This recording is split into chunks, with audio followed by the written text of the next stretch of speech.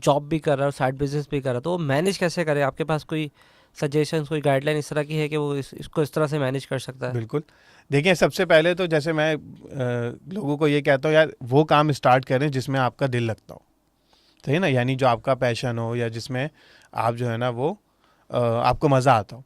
अब क्या होगा कि लोग जॉब के साथ एंटरटेनमेंट के लिए वक्त निकालते हैं ना, लोग मूवीज़ देखते हैं, लोग घूमने फिरने जाते हैं, दोस्तों के साथ बैठते हैं, आजकल रील्स देख रहे हैं बैठ के। तो बहुत ज़्यादा अगर बहुत ज़्यादा ही, सही ना, अगर आप जो है क्या नाम है एक ऐसे बिजनेस को स्टार्ट कर लेते हैं जिसमें आपको मज़ा आता है, जो आपका टैलेंट है, ठीक है ना, तो आपको पहली बात वो वक्त निकालते हुए बुरा नहीं लगेगा, सही ना। अब आता है मेन मसला मैनेजमेंट का। तो उसमें हम यूँ समझ लेते हैं, ऑडियंस को बहुत आसानी से बात समझ आ जाएगी कि 3 रोल्स होते हैं किसी भी बिजनेस में। एक होता है टेक्निकल रोल, जिसमें आप क्या नाम है ऑन ग्राउंड जाकर वो काम कर रहे होते हैं। एक होता है मैनेजर का रोल, जिसमें आप बिजनेस की चीज़ों को मैनेज कर रहे होते हैं। और एक होता है स्ट्रेटजी का रोल, जिसमें आप लॉन्ग टर्म में सोचते हैं कि बिजनेस को कहाँ लेकर जाना है। अगर आप जॉब करते हैं तो आपको ना अपने बिजनेस में या तो आप स्टार्ट तो टेक्निकल से करेंगे, क्योंकि अभी आपके पास पैसे नहीं है, अभी आपके पास लोग नहीं है। लेकिन जब आपने टेक्निकल से कुछ काम करके कुछ पैसे कमा लिए, तो आपको सबसे पहला काम ये करना है कि किसी को इंटर्न के तौर पे ही भले हायर करें और आप एक मैनेजमेंट टीम बना लें, ठीक है, ताकि आपके बैक पे वो मैनेजमेंट चलती है। जैसे आपके पॉडकास्ट की एक मैनेजमेंट टीम है ना, अब वो उसमें ये होगा कि अब अगर आप अवेलेबल नहीं भी हैं, क्योंकि आपके साथ जॉब में होने की वजह से सिर्फ एक चैलेंज है कि आपका टाइम का इशू है, तो आपका टाइम रिप्लेस हो रहा है किसकी वजह से, मतलब आपका जो इंटर्न है वो मैनेज कर रहा है चीज़ों को। और आप उस बिजनेस की स्ट्रेटजी सोचेंगे कि इन अ लॉन्ग रन वो बिजनेस किस तरफ आपको लेकर जाना है।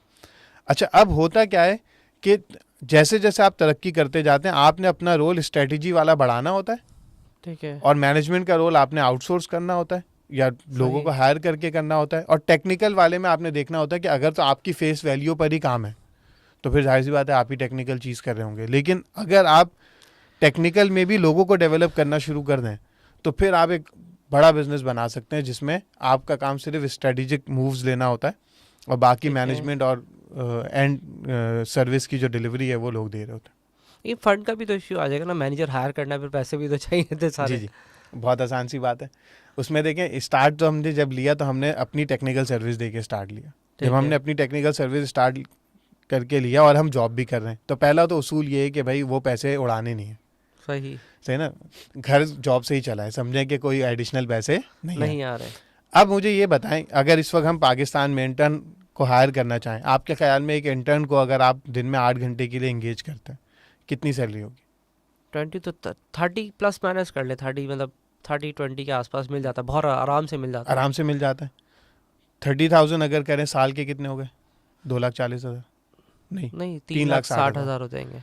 तो अगर आपने शुरू में सर्विस दी खुद और आपने कहा यार मैंने पहले 3,60,000 जमा करने, 3,60,000 जमा हुए, अब आपको पता है कि मैं किसी बंदे का 1 साल ले सकता हूँ, अब आप उस बंदे का 1 साल ले लें, सही ना, यानी इन्वेस्ट इन हायरिंग।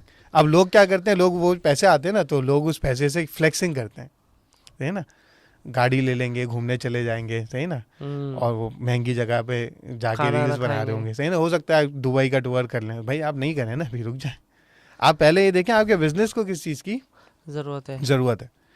तो यूं वो चीज़ें डेवलप हो जाती हैं।